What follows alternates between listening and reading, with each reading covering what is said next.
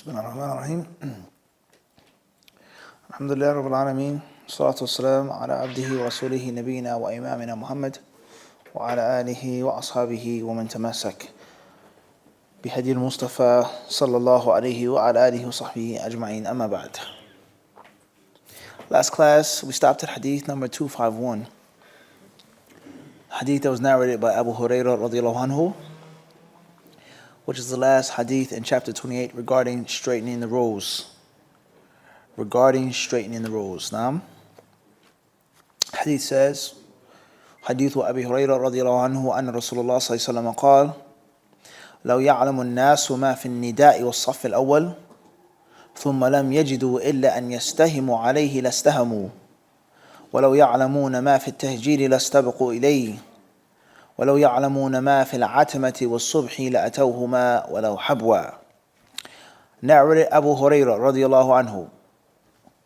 Allah's Messenger sallallahu alayhi wasallam said, if the people knew the reward for pronouncing the adhan and for standing in the first row in congregational salat prayer and found no other way to get that except by drawing lots, they would draw lots. And if they knew the reward of the dhuhr afternoon prayer in the early moments of its stated time, they would race for it, go early. And if they knew the reward of Isha, late evening, and Fajr, morning prayer in congregation, they will come to offer them even if they had to crawl.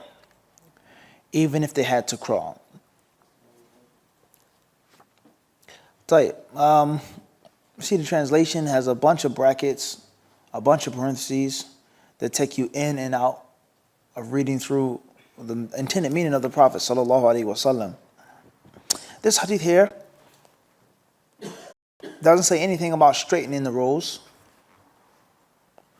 but it speaks about the virtue of sitting in the first row, praying in the first row, whether it's standing in the first row being close to the imam as possible, or whether it's sitting in the first row waiting for the salah to commence.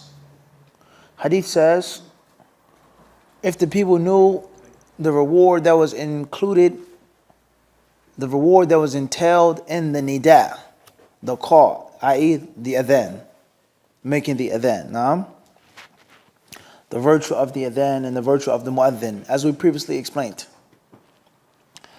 Also, he says, وَالصَّفِّ الْأَوَّلِ, the first row, the first rank, which can have more than one meaning. The first meaning it could be to come to the masjid, the muadhin makes the adhan, and then to sit in the front row, form the front row, waiting for the iqamah, the virtue of that. Also, the concept of praying in the front row, which doesn't necessarily mean that you came to the masjid early.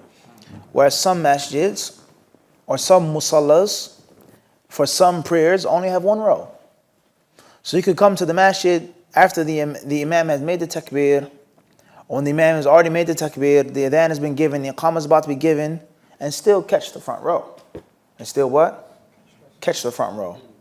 Everybody clear on this? Very important. So sitting in the front row, coming and praying on the front row.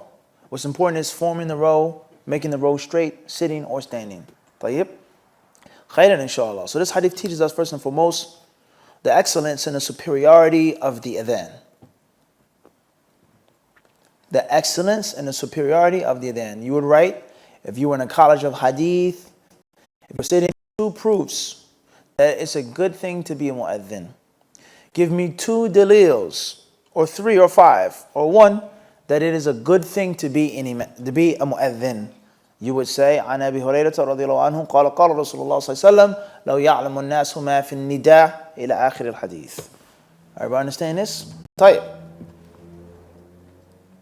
Another faida we take from this hadith, فيه جواز, is the permissibility of saying low, if. The permissibility of saying if. Whereas we have other hadiths, famous hadith Abi Hurairah in Sahih Muslim, and the other narrations as well, with regards to saying things pertaining to low, and the prohibition of saying low, if only, if I only did this. If only. This hadith clearly proves that it's permissible to use the word what? If. Law in Arabic. Naam. And as is explained by Hafidh bin Hajar and Fath al-Bari and others, that law is of different types. Naam, different types. One type of the word law, if, is using it upon something that has already taken place and being upset, being distraught, being messed up. If I only did this. If Allah would have given me this. If I would have checked my bag before I got on the airplane. If I would have looked out the window, I could have saw them coming. That's one thing. Whereas this qadr is decreed now. Khalas, it's finished, it's over. Or another usage, talking about something, if for the future, of virtue, of excellence. Khair, inshallah. That's a long discussion and there are many, many hadiths to prove this moving forward. It then says, وَالصَّفِ الْأَوَّلِ, and also the virtue of the front row, the first row. That it's an excellent thing to sit on the front row and to pray on the front row. It then says, ثُمَّ لَمْ يَجِدُوا إِلَّا أَنْ يَسْتَهِمُوا عَلَيْهِ لَاسْتَهَمُوا. And the only way that they could get the front row, the only way that they could get the nida, making the adhan, making the iqamah, was to do, he says, lastahamu, coming from a sahm. And a sahm we know is an arrow, a sahm. So it basically means, whether you say drawing lots, pulling lots, drawing arrows, pulling straws, or as we say in our common culture, rock, paper, what? Scissors. A concept of using something natural to figure out who deserves what. You go first. No, you go first. No, you go first. No, you go first. All right, you know what?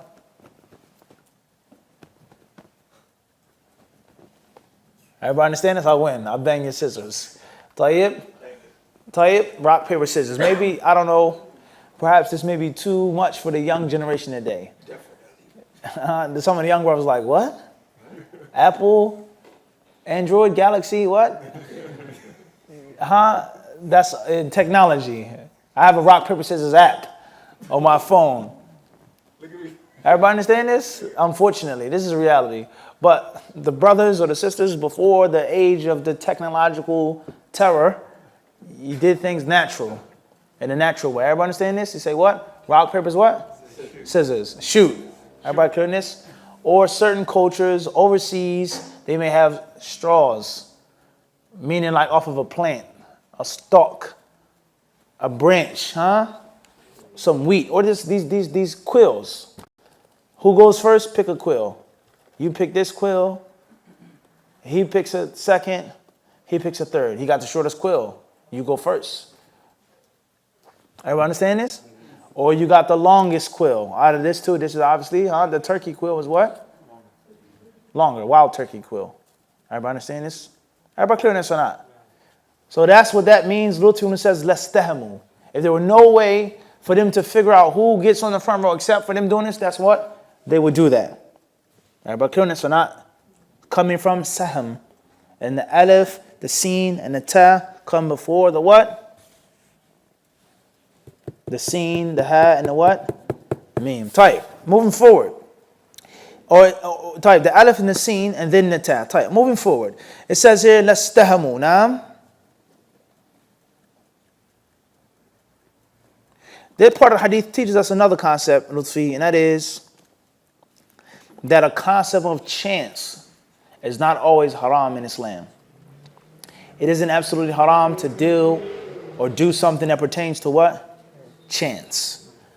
And this part of hadith deals with the issue of eating in a class. Every time I have to eat something in the hadith class. I have to have a snack. I have to. Every class. I have to. Tayyib? I'm malnourished. The shaitan whispers to me and says, my stomach is empty when he's talking on the hadith. Sahih? Salih? Abdul Qawi? Unfortunately. Tayyib. With that being said, the concept of dice, the concept of backgammon, the concept of playing games of chance, are they permissible in Islam or impermissible in Islam?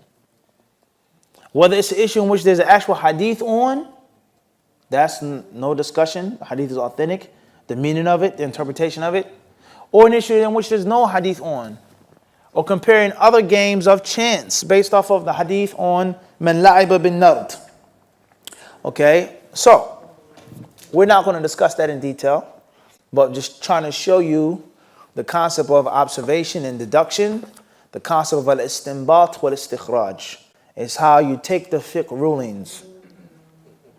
You have 5 hadiths collectively, 1 hadith here, this hadith, extract and deduce and derive the fiqh rulings. And you always practice this skill and hone this skill. So this hadith clearly proves the Prophet ﷺ is not talking about backgammon in this hadith. He's not talking about chess. He's not talking about rolling dice. He's not talking about none of these things. But he's instructing, or not even instructing, but he's informing about what the people would do if they had to. And istiham is a type of what? A chance. Rock, paper, scissors. They don't know who. He's not necessarily involved in skill. A rock, a pair of scissors, or a paper. About what? Chance. You got to do something. You can't. Everybody understand this? 2 rocks, paper, wahakadha. So this part of hadith, it shows us that it's not necessarily, this part of hadith, 101% is not necessarily looked down upon to have some issue or concept of what? Chance. We're not saying it's permissible to play backgammon and chess or haram or permissible, but we're trying to show you the piece. Right, moving forward. The hadith then says, وَلَوْ يَعْلَمُونَ مَا فِي التَّهْجِيرِ لَاسْتَبَقُوا إِلَيْهِ. Oh, it says لَاسْتَبَقُوا إِلَيْهِ with a fatha. And if they knew, like we just have proven about using the word low. It says at-tahjir, meaning making salat al-dhuhr early, when it comes in. And we know that the authentic sunnah teaches us is that there are certain prayers that should be made as soon as possible. And there are other prayers which should be delayed considerably. And there are other prayers which should be delayed just a little bit. And there are certain prayers that are subject to change. Subject to what? To change. Subject to change. Sometimes make it early, sometimes make it a bit later. Everybody understand this? So an example of a prayer that should be made as soon as it comes in, based off of this hadith, at-tahjir, dhuhr. And at the same time, salat al-dhuhr is a prayer that can be subject to change, such as when it's extremely hot. Al-ibrad, as we have the authentic hadith that teaches about that, about the breath of the hellfire. To delay dhuhr until the weather what? Cools down. Everybody clear on this or not? طيب. Also, the concept of salat al-asr. And that's a very long discussion. Is salat al-asr, does it come in at a certain time and then you delay it intentionally because it's sunnah? Or is the actual time for asr later on? Between the Hanafi scholars and the other madhabs. That's a long discussion. Then we have salat al-isha, for example. Is it recommended to make salat al-isha at a fixed time? Or is it recommended to make it what? Later on, in congregation. Or for somebody who's by himself, or a sister who's by herself, someone who's sick, whatever the case may be. Everybody understand this? Salat al-fajr. Is it recommended to make salat al-fajr at the earliest time, 10 minutes, 15 minutes after the adhan? People can make ghusl and people can make wudu, then come to the masjid and then pray. Or is the fajr to be delayed a bit? Or you make the fajr early and then recite for 20 minutes or 15 minutes or 30 minutes. All of these different details can only be based off of the authentic sunnah of the Prophet ﷺ and the necessary fiqh. What's important is certain prayers is recommended to make early, Maghrib. Some prayers are recommended to what? Be delayed. Everybody understand this? Whether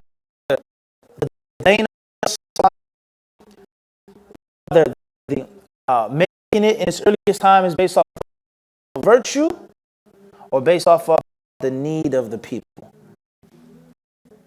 Everybody understand this? Very important concept here for fiqh of salah, of jama'ah, of traveling. Man yuridillahu bi khayran فقهوا في الدين. Move forward.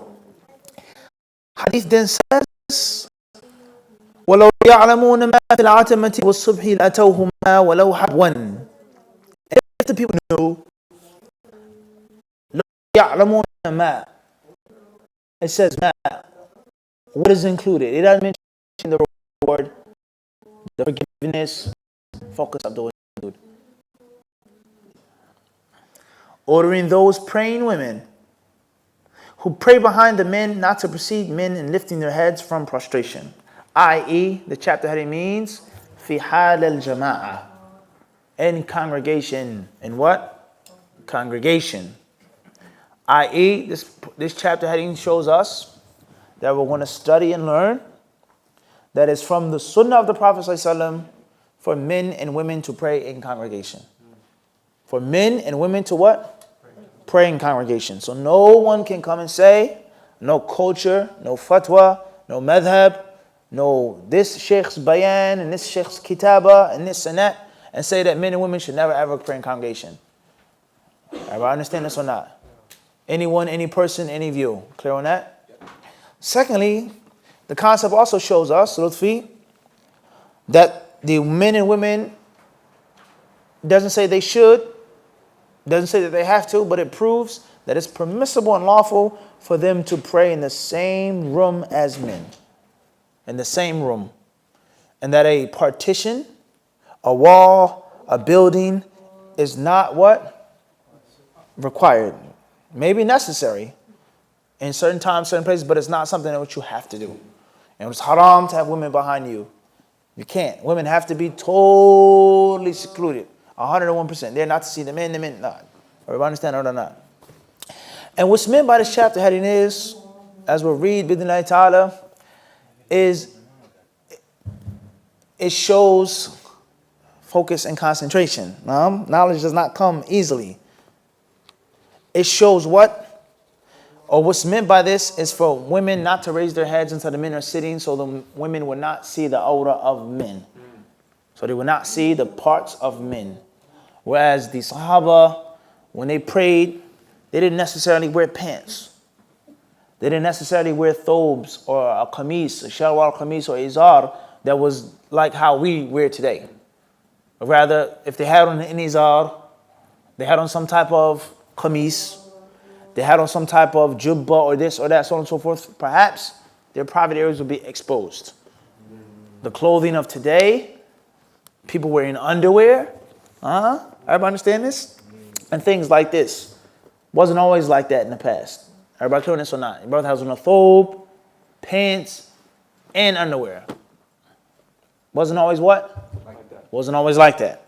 So the Prophet ﷺ, he did not want the women to see by accident, intentionally, shaitan, accident, anything that was unbefitting for them to what? To see. That's what's meant by this chapter heading. That's what's meant by this tabweeb. Everybody clear on this or not? Tight. Hadith 252. حديث سهل بن سعد رضي الله عنه قال كان رجال يصلون مع النبي صلى الله عليه وسلم عاقدي أزرهم على أعناقهم كهيئة الصبيان ويقال للنساء لا ترفعن رؤوسكن حتى يستوي الرجال جلوسا. Hadith 252, narrated Sahal ibn Sa'ad رضي الله عنه. The men used to offer salah, which has to be translated salih, prayer, with the Prophet ﷺ with their izar, lower half body cover sheets, tied around their necks as boys used to do. Therefore the Prophet ﷺ told the women not to raise their heads from prostration till men sat down straight while praying. Where else would they be, salih? Except for what? Everybody understand this? Right. So, Sahal radiallahu anhu, he's informing us of the fashion of some of the Sahaba, the style of some of the Sahaba, and how they would cover themselves, and what type of uzr they would wear, what type of izars they would wear. Everybody understand this? Yeah. And because they wore this type of izar, and we see here in this narration, the Prophet ﷺ did not tell them to change it or to fix it. He let them wear those garments in this narration. And it said for the women not to do something or to do something. Maybe that was the only izars that they had. They were poor, etc. Everybody understand this? طيب.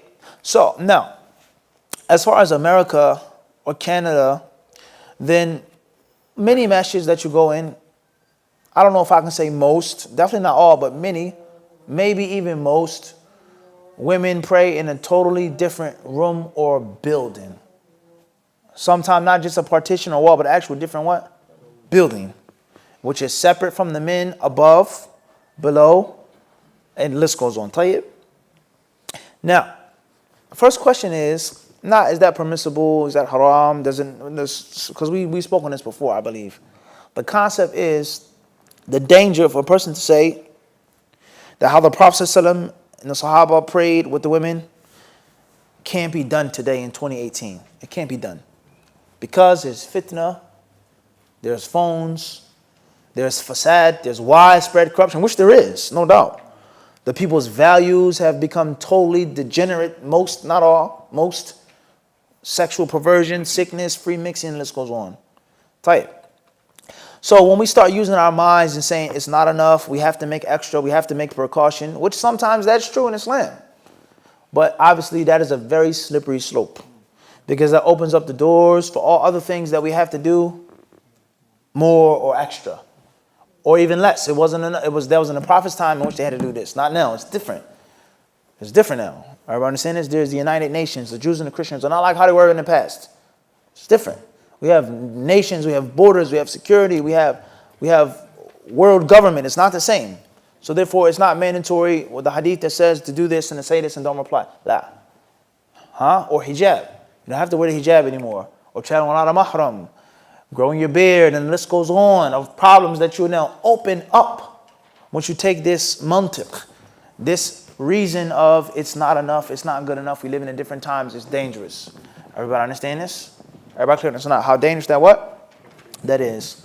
Also, it can become extremely hypocritical when the people stick directly to the T, to many different textual evidences, which you're not saying is a bad thing.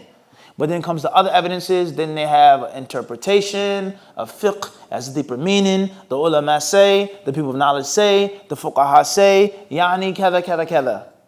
So if your understanding of jurisprudence is a blend, the text, the wisdoms, the hikmah, the fahm, that's one thing, la bas. But if you're promoting and pushing and imposing that it just like this through the text, no, the text says that's it. And then another issue here, then that's going to be problematic, because it's going to fall into contradiction now. Everybody understand this? So that shows us that the asal is the sunnah, the hadith, the outward apparent wordings, but it doesn't mean that they're bare from their wisdoms and the wisdoms of tashri', the reason, the wisdom, the purpose behind it. And it doesn't mean that it's bare from the understanding of the sahaba and the tabi'een and the early ulama. And the ulama to this day doesn't mean that. But we make a default. And we don't go against the default unless there's a specific reason. Everybody understand this? And also balance. Balance. Everybody understand this? And also when a person is extremely aggressive in one issue, extremely aggressive and imposing, and then another issue, that's problematic. Everybody understand that's extremely problematic. So it's a bid'ah to do this, to use the microphone. It's a bid'ah. You can't have this in the masjid, that in the masjid. The sadaqah box is a bid'ah. The camera is a bid'ah. This is wrong. That's haram. You can't have that. Play it. But the women are in a different building. Because of men's eyes and men's gazes, it's a fitna. Slow down, brother. You've just contradicted yourself. Everybody understand this? The Prophet, he raised money in the masjid. There was no need for a sadaqah box. Sahih, labas. And there's also no need for the women to be what? Secluded. Everybody, no, it's different. What's different? It's 2017. The men look at women look at men. Okay, type. Then also, let's put a what? Sadaqah box. Because everyone doesn't have the ability to get, it's a contradiction now. And there are many other examples. It's not just specific about sadaqah box. That's just an example that came to my head. So don't misunderstand me thinking that I'm talking about just that issue, or speaking about a scholar or the scholars who held that issue of our current time. Khairan, inshallah. Point proven or not. The Prophet ﷺ and the Sahaba had to they prayed with one musalla. No matter how small the musalla was, they could have put a partition or a curtain, but they what? They did not. Everybody understand this? Tayyib. And it doesn't mean that we're calling for the people to be mixed and for people to laugh and to joke and to sit and talk with each other and see each other. The men see the women, the women see the men. But we're trying to prove a legal point here, which is very important and dangerous, and many other issues can be compared, what? To this one. This hadith also teaches us the importance of lowering the gaze and the danger of not lowering the gaze. The importance of lowering the gaze and the danger of not lowering the gaze. That doesn't mean that when it's permissible for you to look at the opposite sex, or when it's permissible to look at the same sex, like going to the doctors, or looking at your brother, smiling at your brother in his face, whatever the case may be, seeing your brother's arms, you go somewhere, you go on a road trip with a brother, you sleep in a hotel, he goes to sleep, he puts on his pajamas, after he made a salah, inshallah, and he has on an A shirt, or a muscle shirt, or a t-shirt, or his head is uncovered. The permissible thing in which you're allowed to look at, of the same sex and the what? Opposite sex. Buying something from someone buying something from you, someone speaking to you. You see what I'm saying? To ask you a question doesn't mean you stare down a person's throat, but it doesn't necessarily mean that your head has to be on the ground. There's a fiqh to that. But it teaches us the asl of the importance of lowering the gaze. And also shows us the importance or the danger of not lowering the gaze and seeing something accidentally, let alone how we live today. Allahumma musta'an. And when you look at something and you see something intentionally, everybody understand this? And how it's dangerous. Now, the hadith about lowering the gaze, the ayat, that's a long lecture in itself about the importance, the necessity, and the ruling of lowering the gaze and the danger of not doing so. I believe it was a year ago, Nafis, maybe, or the year before then, maybe we were in Canada. We did the lecture about the lowering of the gaze, talking about the conference that they had, the Abu Huraira Center, with regards to the different challenges, the modern 21st century, and we're talking about the sexual issues, parents dealing with their children, and also the different problems, temptation, sex, etc. I read the Kalam of Ibn al-Qayyim, rahimahullah, with regards to the main benefits. I believe there were 10 of lowering the gaze. The thamarat, he said, the fruits of lowering the gaze. Now, and how Allah Azza wa Jalla will bless the slave with this, with that, and the different benefits that you get from lowering your gaze. And we spoke on how the eyes are the gateway to the what? To the soul. And if you read and you study the history of the eyes, or let's talk about the ayn, Khalid, and Nafis as well. We talk about ayn. If you study ayn, this is serious, not a joke. If you study the concept of ayn, of evil eye, or nazar, or nazar, you'd be shocked that you find it in most, my humble research, if not all cultures. They unanimously agreed on the concept of the eye. You'd be shocked. And they talk about most of those cultures, if not all of them, one general point, the powers supernatural that can be put in one's eye. And how the eye is the gateway to the what? To the soul. Ibn al-Qayyim, rahimahullah ta'ala, he spoke on this issue in which he said that Allah Azza wa Jal, he said, قُلْ لِلْمُؤْمِنِينَ يَغُضُّوا مِنْ أَبْصَارِهِمْ. Tell the believing men to lower their gaze. Tayyib. Moving forward to the next ayah, Allah says, وَقُلْ لِلْمُؤْمِنَاتِ يَغْضُضْنَ مِنْ أَبْصَارِهِنَّ. And tell the believing women to lower their gaze. Then Allah Azza wa Jal, he speaks about them not manifesting their beauty, not displaying their charms, except husband, father, and this goes on. Allah mentions the maharim. Then after he talks about those wisdoms, those rulings, Allah mentions Allahu nuru samawati wal ard. Mathalu nurihi. Allah says that Allah is the light of the heavens and earth. And then Allah says the similitude in the parable of his light, etc. to those verses. So Ibn al-Qayyim, he says that Allah Azza wa Jal, he revealed these ayat in this order and this purpose is like this in his book for wisdom. And that is to show that when a person lowers the gaze, he achieves some of that nur.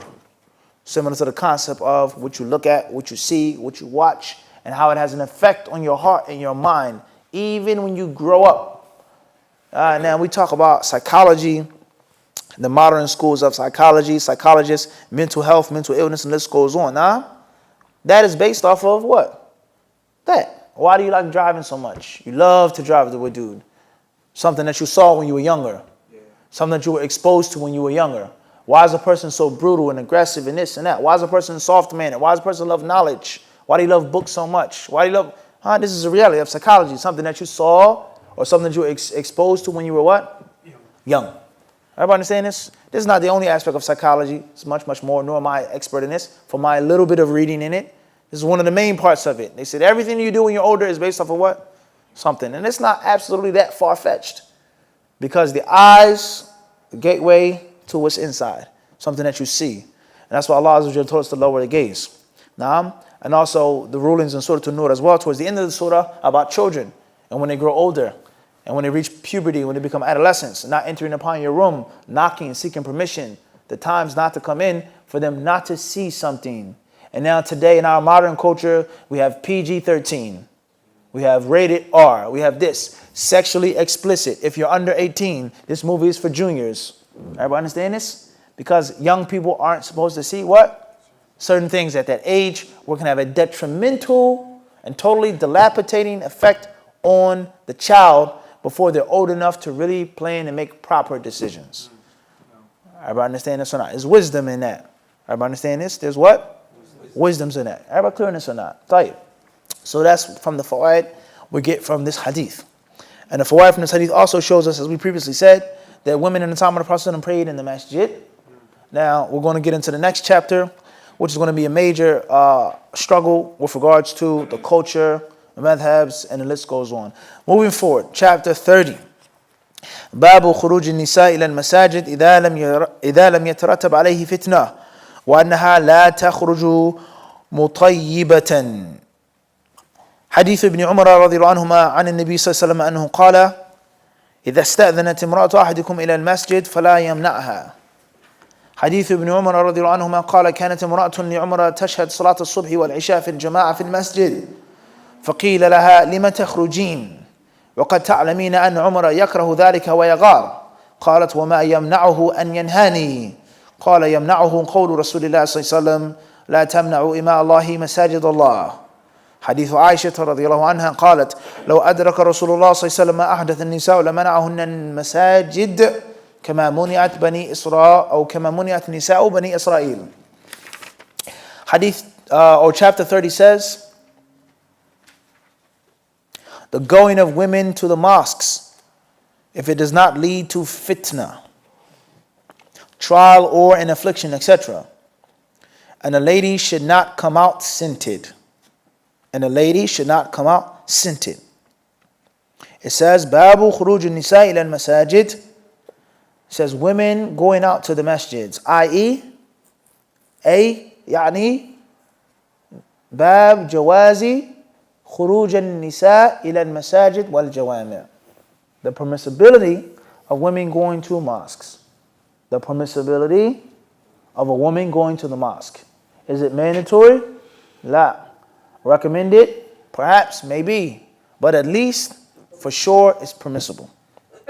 Bishart, with the condition, is that لم يترتب عليه فتنة. That there's no fitna. There's no what? Fitna. Of her being attacked, raped or molested, bothered and pestered. I.e., her mixing with men, the impermissible type of mixing. What she's wearing, how she's talking, how she's walking. As the ulama of Islam, they say that switching in public is from tabarruj. For a woman to switch and to walk in a sexy manner is tabarruj. Even if she's wearing all black, she's wearing a full abaya. If she walks in a certain way, that's from tabarruj. So how she's walking, how she's talking, how she's behaving. And then it specifically mentions وَأَنَّهَا لَا تَخْرُجُ مُطَيِّبًا. She's not to leave the house مُتَطَيِّبًا, مُتَعَطِّرًا. She's not to leave the house scented, i.e. with perfume. Or the old school, the puff squeeze ball thingy, the old fashioned cologne perfume. Everybody understand this? Tayyib, however you put it on. Pour it on yourself, whatever. Al-Muhim is a woman is not to leave the house to go to Allah's house to make ibadah with perfume on. Everybody understand this? So this chapter hadith is telling us that it is permissible for women to go to the masjid no matter what the husband says or thinks or feels initially. The imam says or thinks or feels initially with conditions. With what? With conditions. With what? With conditions. And those conditions are that there's no fitna for her or for them. Everybody understand this? Whatever it is, there is no one definition of fitna. It's universal. A sister could go to the masjid, and let's say, for example, that she doesn't wear the niqab, she doesn't cover her face, she doesn't wear burqa, and she's extremely beautiful, gorgeous. And when she walks by, she's not looking and staring at them. She lowers her gaze, but she's so pretty. It's a fitna for the brothers going to the masjid, in which her beauty is gleaming. Everybody understand this? It's a fitna. And the brothers get distracted, subhanAllah, just by walking to the masjid. Or a fitna for her, because she's so pretty and gorgeous that she feels a certain way. Temptation, or she starts to become conceited or arrogant, or whatever the case may be. A fitna. Or because of her perfume. She puts on perfume, sweet smelling perfume. Or her clothes, or her high heel shoes, or her wedges that she's wearing, or her tight pants, or the khimar wrapped around her neck, and lipstick and lip gloss and makeup, or her tunic top makeshift, whatever it's supposed to be hijab, which in actuality is not a what? It's not a hijab, and it's shameful for a man to have a more hijab than a woman, which you may find at many masjids, conferences, classes, colleges. A man is more covered more than a what? A woman. He has on a thobe, he has on a shalwar kameez, his head is covered, and the sister just has on some pants, loose, medium, a little loose, or a longer dress, but the fabric, the transparency, the perfume, or the top is tight, or a belt around the waist. I have to wear a belt around the waist, which clearly shows you how slim my waist is, the shape of my hips and my legs and everything else, and also lifts up what's up top. All of these, there's no one definition of what is a fitna. These all things are prohibited, and they're hated by Allah subhanahu wa ta'ala. Everybody understand this? But if that's not the case, if a sister wearing a proper hijab, it doesn't mean it's one style of hijab, a Saudi hijab, a head abaya, the Somali khimar. That's the only hijab, the one brother said. He said, if it's not the Somali hijab, then it's not the Sunnah hijab. Or the Egyptian hijab, whatever. A burqa, whatever style it is. What's important is the hijab that fulfills the necessary standards and conditions. And she is not wearing perfume. That does not mean that she cannot put on antiperspirant or deodorant in the house, even if it has a scent. Nor does it mean that she can't put on lotion or shampoo or soap or bath crystals inside of the house. It's a difference. Body spray in the house, something that keeps the body smelling well, prevents a person smelling in a way in which they don't want to smell. We don't get into conspiracy theory about deodorant and about antiperspirant deodorant. It causes cancer. We don't want to get into that right now. We don't know. We have different people who watch. Some say deodorant is bad for you. Your body is supposed to sweat. Everybody understand this? That's a movement. Just like vegan food, it's reality. Okay? Or those who don't go that far, they may say it's a mistake. Let's ask you a question. When is a good time to put on deodorant? When should you put on deodorant? Yes. After you take a shower. After I take a shower. Okay. Personally. That's what I'm asking you, not me. After I take a shower personally. Okay. I put my stuff on. Uh-huh. My body's dry. And I put the deodorant. You put on deodorant when your body is dry. Tight. Lutfi. When do you put on deodorant? Or when is the best time to put on deodorant? After you shower. Tight. Abdul Raqib. No doubt, right? Saleh. In the morning. Abdul Raqib. Abdul Qawi. Right after I dry it off. Right after you dry off. Tahir. If you read the back of the label or the label on the back, the best time to put on the shower and the most effective time is before you go to sleep at night. Yeah, research it. Before you go to sleep at night. They say that's the most effective time of using deodorant for it to work its magic. Whether it's to keep you from sweating or keep your underarm smelling. Al-Muhim. Just read about it yourself. This goes to show you. Now, I'm not saying that's correct. I'm telling you what the company, the people themselves, they say. The ulama of deodorant. They themselves will make it. Everybody understand this? Shake degree. That's right.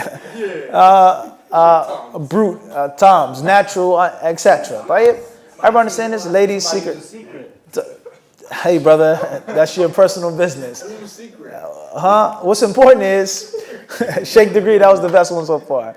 What's important is that this goes to show, if that's true, and Allah knows best, if that is true, then it goes to show you the power and the effect of the mind. When you think this is the best time to do it because I'm out of the shower, I'm getting dressed, and then when your mind becomes conditioned, that it only makes sense. I'm out the shower, I washed up, I dried off now, put on a degree. Or the right guard, right? Mitchum or whatever. Old Spice, Arm& Hammer. And the list goes what? And the list goes what? Goes on. Old Spice. You get a point for that one. That's old school. So the point is that it goes to show you how the mind conditions you. And when a person thinks this is the way, it makes total sense because your vision is already conditioned. Right, moving forward. No more of that. What's important is, sister asked this question once, is it permissible for a sister to wear scented deodorant or even, to put on body spray in the house? You have to look at, when you put on deodorant, what are the chances of you going outside and someone smelling your deodorant? Everybody understand this? Or lotion. Now, there's certain lotions that you may put on that are very, very strong and aromatic. Or the amount of lotion. Everybody understand this? But it doesn't mean that a sister can't put on lotion, deodorant, or even, I said, body spray, certain feminine sprays in the house. After the shower, before, whatever the case may be. She's dried off, she's dressed, she leaves her home. It's not the same as her putting on. Tss, tss, tss, tss. Now, a person can argue and say, well, sister, she can, with the sound effects, tss, tss, tss, and it can still go away, but it's not the same for two reasons. First reason is, most people put on deodorant so they can smell sweet. I mean, not deodorant, the perfume. The deodorant is not like that, but it's more of a mental thing. Perspiration, smell, insecurity. Well, I get that. It's not the same as, it's a difference. We can agree on that or not? No, number two, the nature of the deodorant or the notion is not like the nature of the perfume. Everybody understand this? Everybody clear on this or not? Let alone the fact if you put it actually on your clothes. So it's a difference here. It's a what? It's a difference. And the hadith does not mean that a woman cannot go outside, whether she's going to work or school or to the masjid, and she can't have nothing on her body of scent. Everybody understand this or not? Also, the concept of if she's going outside with perfume and she's not going to come into contact with men. Hypothetically speaking, a sister is driving somewhere. There's 3 other sisters with her. They put on perfume. For example, they go from the car to the front door of the house of the sister where they're going for the party, the walima, the aqiqah, henna party, wherever they're going, or a class. It's the sister's halaqah. And they feel confident they're only going to come in contact with what? Sisters, from door to door. Different story. Now, there's the car being stopped by the police, them getting caught into an accident in traffic, something that's, you got to stop. That's possible. But we're talking about hypothetically speaking. What's important is that the woman knows or she feels highly confident that she's going to come in contact with a man who isn't a mahram. This is where this applies. Everybody understand this? And it's also teaching us common sense. Why would you go to the place in which you're trying to purify yourself with the means of fitna and attraction? Everybody understand this? You go to the masjid to get sins off of you and to get good deeds on you. Now, one may ask, or one may say, فَإِنْ قِيلَ, if someone says, well, how can men get to wear oil? Men get to wear oud and white musk. Put white musk on your hand at the conference. Tayyib. Spray you with oud spray. Old Spice. Some brothers, mashallah, they like to wear nice shoes, Old Spice. Why can't women smell nice? The perfume of men. Is that not a fitna for women? Do women not love how a man smells with cologne? Does not drive them wild? So on and so forth. One may say this. One may what? He may say this. And there are 2 main answers to this. The first is, first and foremost, speaking for myself, I don't make the rules. I follow the rules. Inshallah. And the same should apply to all of us. We don't make the sharia. Number 2, and I have a third answer to it. The second answer is, perhaps the nature of a man's oil, how it was then is different than how it is now, in which the oil has become 101% totally commercialized and industrialized. And certain oils that smell sweet, and certain smells that are so attractive.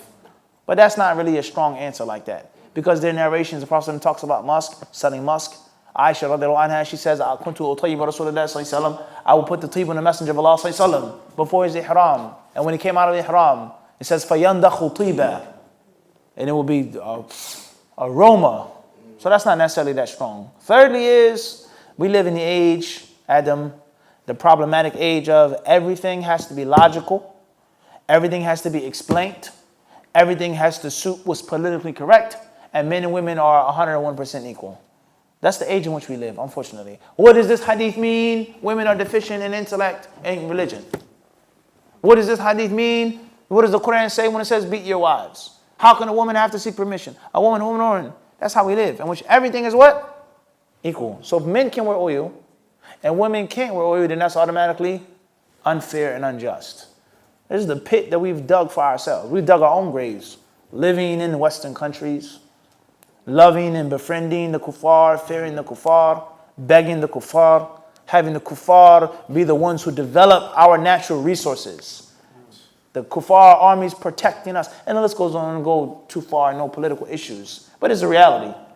So we become totally dependent on the kuffar for everything. When we get sick, we go to the kuffar countries to get cured.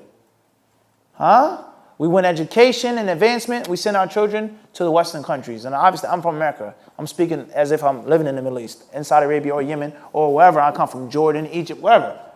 So we live in America, we go to Canada, we do this. Everything, our whole lives is surrounded around the what? The kuffar. So obviously, there's something that's problematic or politically incorrect. There lies no doubt. We may not necessarily change the interpretation, but we're going to consider what we say when we say it. Wala bud. That's a must. You have to.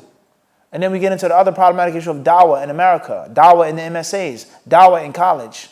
The brother came up to me at the conference the other day. He said, I want to talk to you about what happened at the college when the sister asked about the concubine and the sex slave, and there was a catastrophe, so on and so on and so forth. I humbly told the brother, said, first of all, it wasn't a catastrophe, Yahi. It was a victory. There's no such thing as a catastrophe if you call into the truth. Even if someone goes against you or does something that's rough or something that's embarrassing, it's still a victory at the end of the day because the haqq will manifest. The haqq will what? Manifest. As we said on the stage with Nafis, knowledge reigns supreme over nearly what? Everyone. You figure that out. Everybody understand this? What that means. What's important is, after that thing happened at the college, Hunter College, do you know how many people contacted me, called me, texted me, emailed me, came to see me? Do you know how many people watched the video, listened to the video, heard the video? Do you know how many people commented on the video? So it wasn't a catastrophe, but in actuality it was a what? It was a victory because the truth was spread.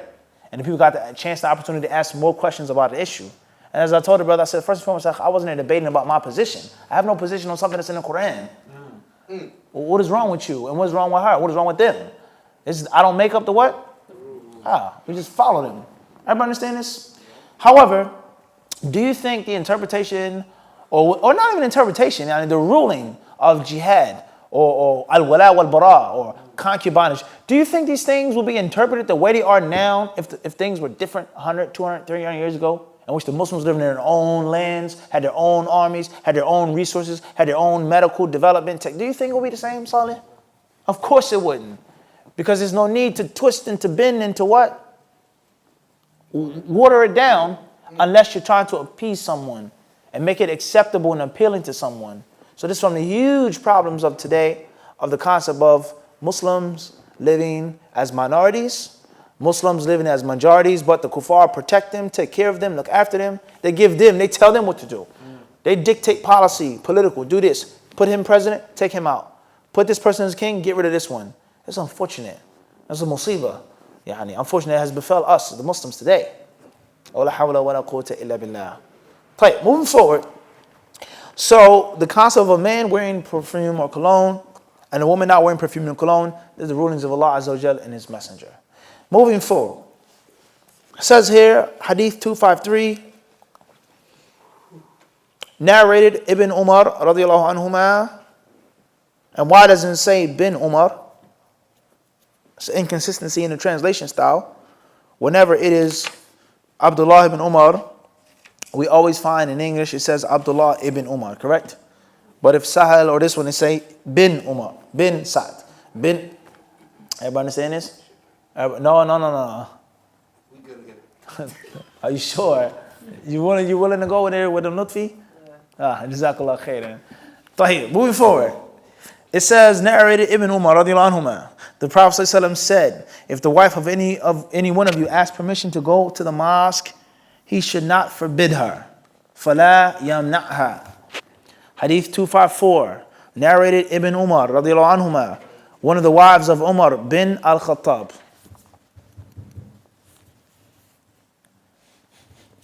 Tayyib used to offer the Fajr and Isha in congregation in the mosque.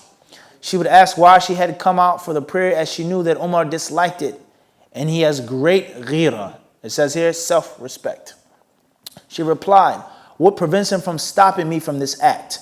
The other replied, the statement of Allah's Messenger ﷺ, do not stop Allah's ima'a, women slaves, from going. What's the purpose of that word being in the English translation? What is the tangible benefit for the English reader? You have to say ima. Why not just put Allah's female servants? Everybody understand? What is the tangible reason of that? What being in what? In the translation, and adding an unnecessary parentheses or bracket. Everybody understand this? It says, do not stop Allah's ima, women slaves, from going to Allah's mosques. Prevents him. Last but not least, Hadith 255. Narrated Aisha radiallahu anha. Had Allah's Messenger ﷺ known what the women were doing, he would have forbidden them from going to the mosque, as the women of Bani Israel were forbidden. Hadith 253, 254, 255. Specifically, the first two show us the general ruling, the general fiqh ruling, is that it's permissible for women to go to the what? To the mosque. Now, that's clear. However, none of these three hadiths say anything about fitna, nor do they say anything about what? Perfume. Why is it like this? Once more, as we explained hundreds of times, the chapter heading is coming from Nawawi, and we're not saying this is incorrect, but he's given the chapter heading with a broad scope. What the hadiths are in Sahih Muslim and Sunan Abi Dawood, Musnad Ahmed, let alone Shafi'i madhab. So these three narrations have nothing to do with perfume. They say anything about what? Perfume, period. Pay close attention. It says nothing about what? Perfume. Nor the three hadiths in this chapter say anything about fitna. Everybody understand this? That explanation and interpretation is coming from what? External sources. In Nawawi's head when he makes the chapter. And then Muhammad Fuad Abdul Baqi rahimahullah took all the chapter headings from Sahih Muslim. Everybody understand this? Obviously, this is not mentioned in the introduction or the preface. Yeah. Fine. Everybody understand this? Everybody clear this or not? Fine. So, the three hadiths, they teach us what? What's the main fiqh ruling? The permissibility for women to go to the mosques. Number one. Number two. The first narration shows us the impermissibility of preventing your wife from going to the mosque. It says, فَلَا يَمْنَعْهَا. That's what we take from the hadith organically. Number three.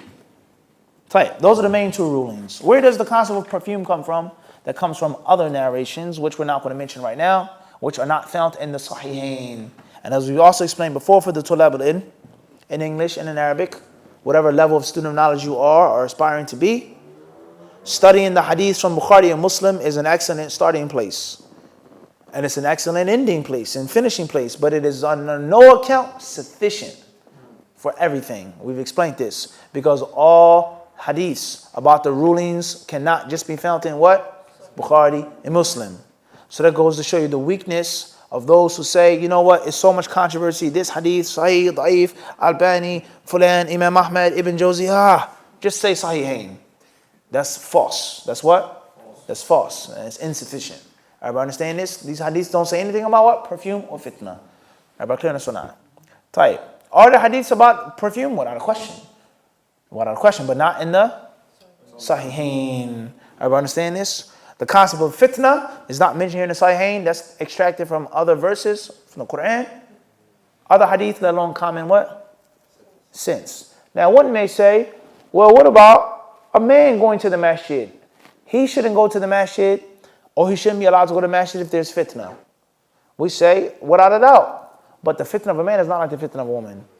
The nature of a man is not like the nature of a woman. Everybody understand this? Do women have desires and temptations? Without question. Without a question.